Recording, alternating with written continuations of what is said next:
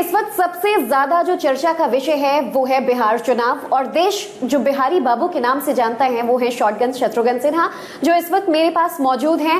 Actor Shatrughan Sinha और फिर कांग्रेस से नेता भी, जो सांसद भी रह चुके हैं बीजेपी में जब थे। सर, बिहार चुनाव की बड़ी चर्चा हो रही है और जितना आप दूरदर्शी रहे, आपने चीजें देखी समझी हैं।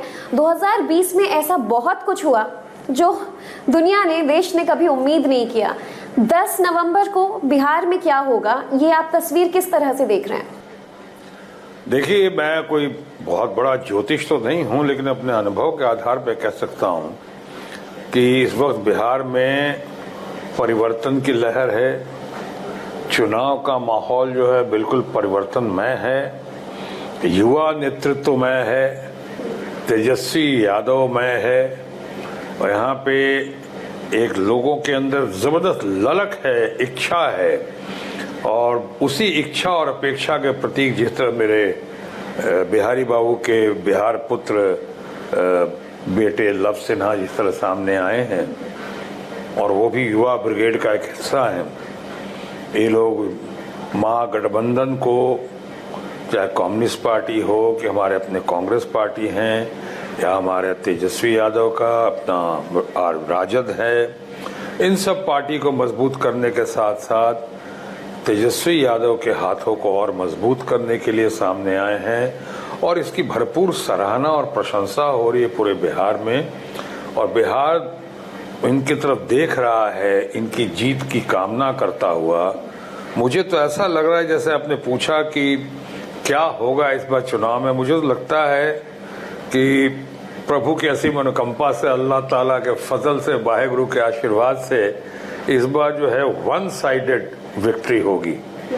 वन साइडेड विक्ट्री, जबरदस्त विक्ट्री होगी, यानी जिससे आप लोग कई बार कहते हैं लैंडस्लाइड विक्ट्री, वो दिखाई पड़ रहा हमें।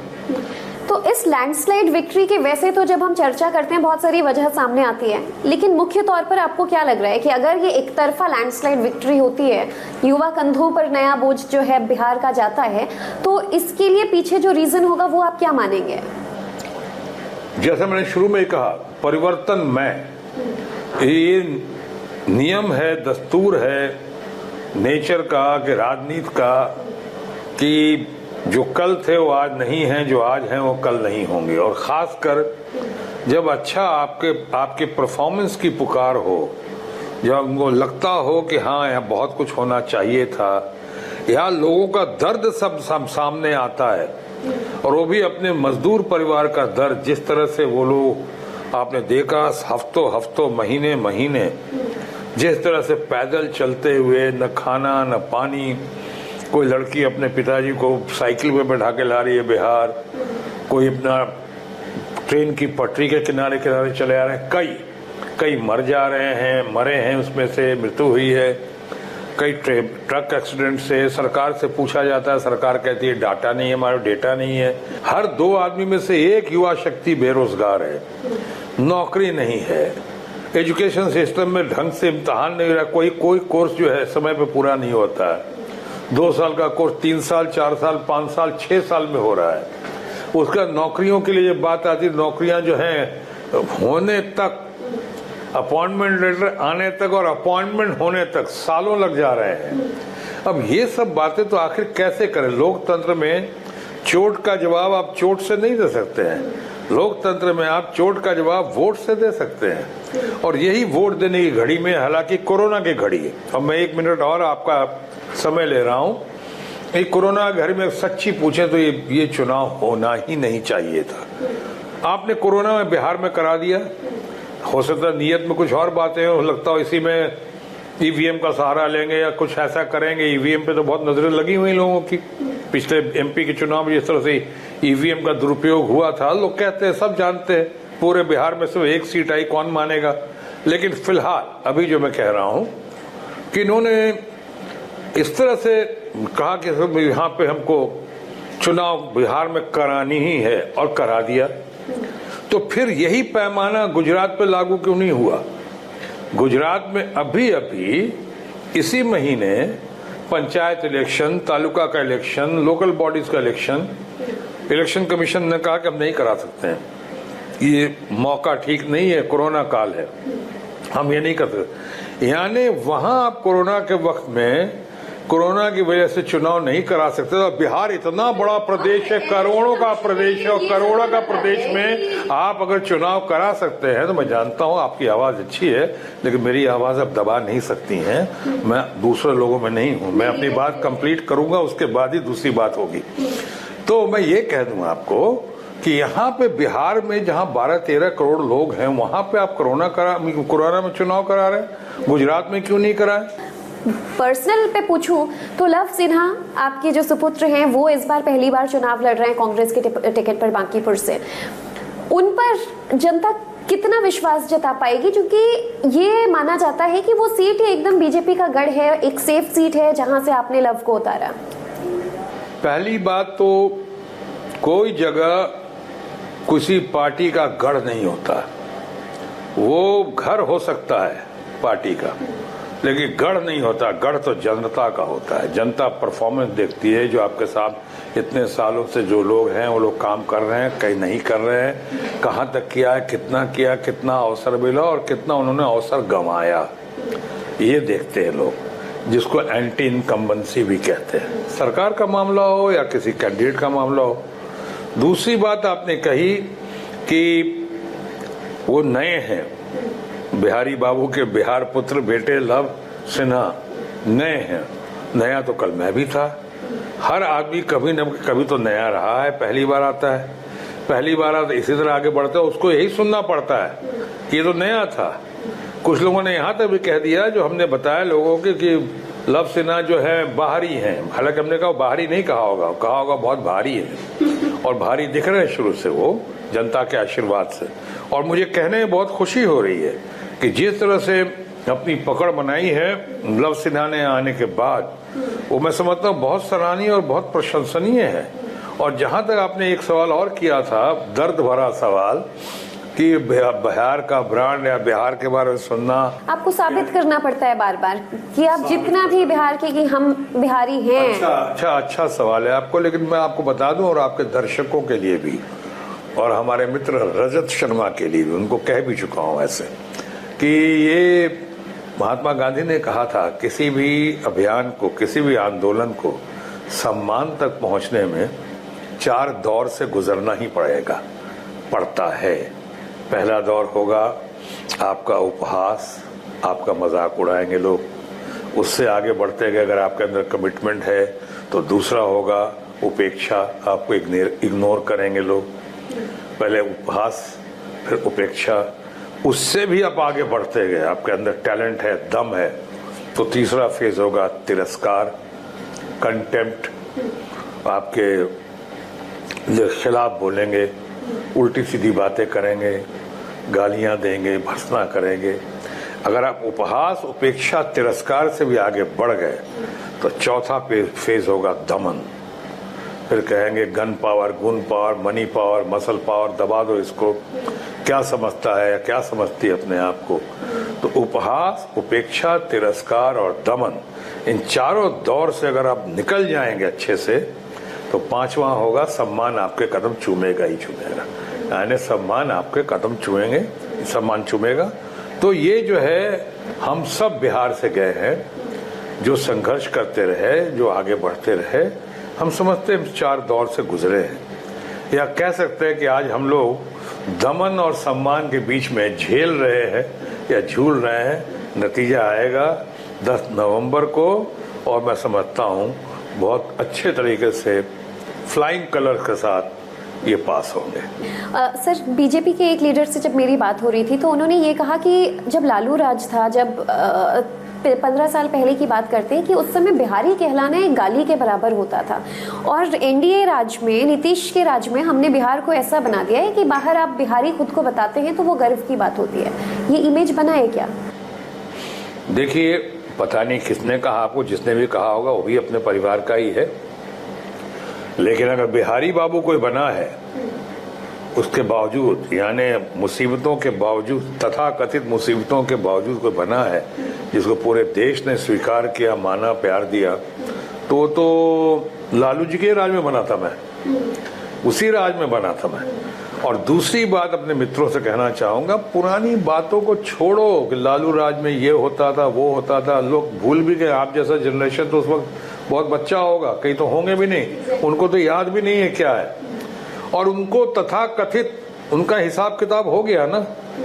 अगर वो अच्छे नहीं थे, जैसा आप लोग कह रहे हो, खासकर बीजेपी का, और मैं बीजेपी को ज्यादा जिम्मेदार मान रहा हूँ, ये उनकी फ्रस्ट्रेशन है, उनकी चाल है, उनकी जालसाजी है, उनका षड्यंत्र है, राजनीतिक षड्यंत्र, जिसकी वजह से आज नीतीश बाबू को भुगतना पड़ रहा है। और उसमें उसकी वजह से ये भी हमारे बहुत बढ़िया परिवार का बेटा, हमारा रामविलास पासवान बड़े भाई, जिनको हम श्रद्धांजलि अर्पित करते हैं, संवेदना देते हैं, उनका बेटा चिराग पासवान आज जिस तरह से वो जिस चक्रव्यूह में दिख रहा है, वो डालने वाले कौन है? ये भारतीय जनता पार्टी वाले तो हैं। पहले बुलाते हैं, गले लगाते हैं, और फिर उसके बाद उसके साथ वो सलूक करते हैं जो एक्सेप्टेबल नहीं है, जो आदमी सराहनीय नहीं है।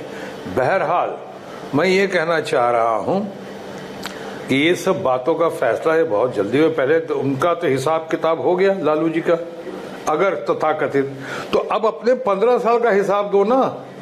कितने पुल बनवाए और कितने पुल टूट गए उद्घाटन से पहले, उसकी बात करो ना। माइग्रेंट लेबर्स के साथ तुमने क्या किया, क्वारंटीन में क्या किया, ये कोरोना में क्या किया, अस्पतालों के मामले में क्या हुआ, हेल्थ वर्कर्स 1 लाख से ज्यादा क्यों नहीं है, कम है यहाँ पे अस्पतालों के लिए। एजुकेशन में कई बार कहता हूँ कि पता 15 साल मौका मिलता है आप लोगों को, एक भी बिहार का यूनिवर्सिटी को नेशनल यूनिवर्सिटी या सेंट्रल यूनिवर्सिटी का दर्जा नहीं मिला। क्यों नहीं मिला भाई? आप जरा यूपी में देखो, वहाँ आप उस पैमाने, मान लीजिए उस पैमाने में खड़ा नहीं हो सकता है बिहार या हमारी यूनिवर्सिटी एजुकेशन सिस्टम, तो आप अभी तक 15 साल में कितना ठीक किए, कुछ करने की कोशिश। वो तो कहते हैं हम IIM ले आए, IIT ले आए, अब हिंदी में इंजीनियरिंग और मेडिकल की पढ़ाई करवाएंगे। क्या ये प्रलोभन है फिर? देखिए, IIM ले आए और IIT ले आए, ये तो यूपीए सरकार का सैंक्शन था, ये सैंक्शन था। जैसे कि बहुत लोग यहाँ पे एम्स की बात करते हैं, एम्स की नहीं, अब दो अब दूसरा तो खैर अब हो तो बहुत अच्छी बात है, वो देखते हैं कब होता है, कब नॉर्मल तेल होगा, कब राधा नाचेंगी। लेकिन मैं ये बता दूं, ये एम्स लाने वाला वो तो मेरा सौभाग्य था। जब मैं हेल्थ मिनिस्टर था उसी वक्त 6 एम्स की घोषणा हुई थी हम लोगों ने। अटल बिहारी वाजपेयी जी भारत के भूतपूर्व और अभूतपूर्व प्रधानमंत्री के आशीर्वाद से हम ही हेल्थ मिनिस्टर। बीजारोपण तो हमारे वक्त में हुआ, हमारा भी थोड़ा सा योगदान है उसमें। क्या बीजेपी के ऊपर तो ऐसे भी आरोप लग रहे हैं कि नतीजे आने के बाद जेडीयू नहीं एलजेपी के साथ मिलकर वो अपना मुख्यमंत्री बनाएंगे? वो तो बहुत कुछ लोग कह रहे हैं, अभी मैं इसको भटकाना नहीं चाह रहा हूँ। बहुत लोग कह रहे हैं, बहुत तो कुछ और भी कह रहे हैं कि फिर वो कहीं और मिल जाएंगे और कहीं और ये हो जाएगा। अब ये सब तो अनुमान और आंकलन है ये करके।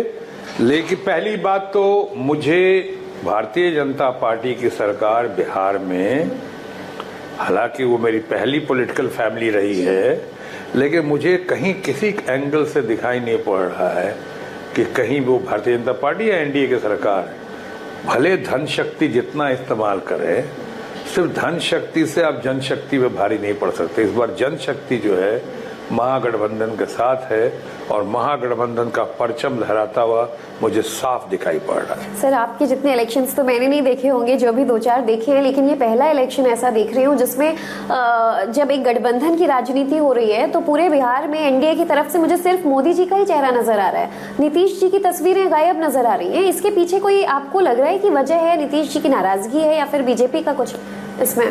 नहीं, नीतीश जी की नाराजगी नहीं है, नीतीश जी से नाराजगी वो इन लोग बता रहे हैं। और अगर ना भी होता तो यही आप दर्शा रहे हैं लोगों को कि उनके साथ नाराजगी है। मोदी जी का ये मान के चलिए, बहुत अच्छे हमारे माननीय प्रधानमंत्री जी, हमारे मित्र हैं, समाज के मित्र हैं, हमारे देश के मुखिया हैं, हमारे भी प्रधानमंत्री हैं, इसलिए संपूर्ण सम्मान से कह रहा हूं।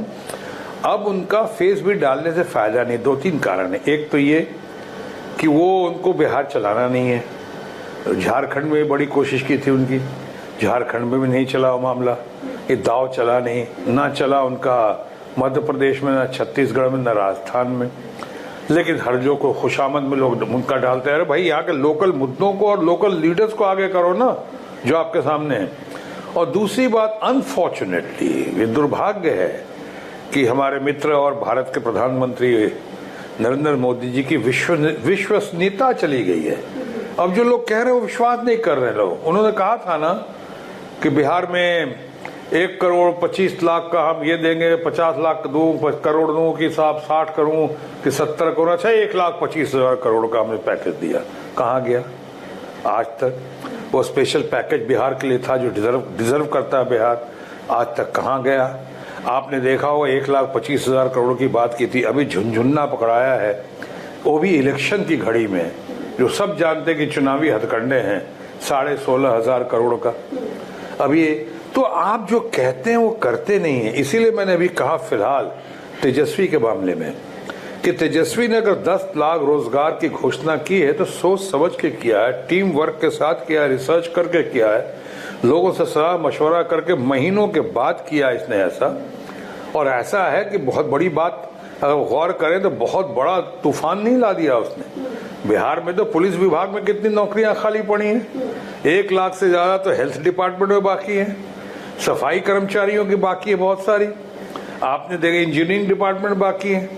तो उन्हीं पे तो उसने वो आईना दिखाया है कि हम यहाँ कर सकते हैं। 19 लाख रोजगार का जो ये आप कह रहे हैं डिस्ट्रीब्यूशन, वो तो बीजेपी ने, एनडीए ने भी बताया कि 19 लाख युवाओं को कैसे नौकरी देंगे। बताता हूँ, हाँ उस पर आ जाता हूँ। अच्छा कहा आपने, ठीक कहा, बहुत बढ़िया है आपका सवाल है, मैं उसी पे आ रहा था। तो ये 10 लाख करोड़ वाला किया तो मैं भैया अपनी बात को कंक्लूड कर लूं कि इसीलिए तेजस्वी के बारे में कहता हूं फिलहाल आज के संदर्भ में कि तेजस्वी जो कहता है वो करता है, और जो करता है वही कहता है। आज करके दिखा दिया, बता दिया उसने ऐसे ऐसे होगा, और वो करेगा, क्योंकि आप तमाम लोगों ने विश्वास किया है और विश्वास की जीत होगी इस बार, और विश्वास की जीत होगी तो फिर उसको अपेक्षा होगी। और मैं कहता हूं तेजस्वी पहली कलम से पहली कैबिनेट मीटिंग के बाद पहली कलम से वो रोजगार का 10 लाख रोजगार का वो पास करेंगे, वहां देखेंगे। अब रही बात खिसियाई बिल्ली खंबा उखाड़े की तरह, हमारे अपने मित्रगण जो हैं उन्होंने खट से पहले अनाउंस कर दिया, वो भी अनाउंस करवाया, हमारी अच्छी लेडी हैं, एक्ट ऑफ गॉड, क्या नाम है उनका, एक्ट ऑफ गॉड, हाँ, निर्मला सीतारमण जी। वो मैं कहा दिल्ली से उन्होंने घोषणा कर दी और कहा कि साहब 19 लाख रोजगार देंगे। पहली बात तो थी 25, इसमें आपने इतने रोजगार की जो कमी है वो कमी क्यों हुई 15 साल में? दूसरी बात तो ये है लाखों की कमी क्यों हुई कि आज 19 लाख? आपने इसके पहले कहा था 10 लाख रोजगार कहाँ देंगे? हमारे बीजेपी के मित्रों ने कहा था कि नोट छापेंगे क्या, वो कहाँ से नोट लाएंगे? तो अभी इनसे कोई पूछे कि आप 19 लाख, माना आपकी पार्टी के पास बहुत पैसा है और दुनिया की सबसे बड़ी पार्टी का ऑफिस आप ही का है दिल्ली का, और नोटबंदी के पहले बिहार में और हर जगह आपने बहुत सारी जमीनें खरीदी और ऑफिस बनवाए आपने, लेकिन ये जो बिहार के संदर्भ में है 19 लाख का, 19 लाख रोजगार, ये कहां से देंगे आप बताइए ना। और देना तो पहले दिया नहीं और अब दे रहे, जब खासकर ये कर दिया इसने तेजस्वी यादव ने। इसलिए आप गौर कीजिएगा, लोग तेजस्वी की बात का विश्वास कर रहे हैं लेकिन इस 19 लाख रोजगार की बात का विश्वास नहीं कर रहे हैं। जैसे हम कई बार कहते हैं, आपके यहाँ भी कह चुका हूँ, इंडिया में इंडिया टीवी को भी कह चुका हूँ कि चिराग देखकर मेरे मचल रही है हवा, कई दिनों से बहुत तेज चल रही है हवा, बना रहे थे जो किस्से मेरी तबाही के, उन्हें खबर ही नहीं कि रुख बदल रही है हवा। ये जो रुख बदल रही है हवा, ये जो महागठबंधन के पक्ष में चल रही है हवा, ये बड़ी जबरदस्त हवा है, ये तूफान का रूप ले रही है ये करके।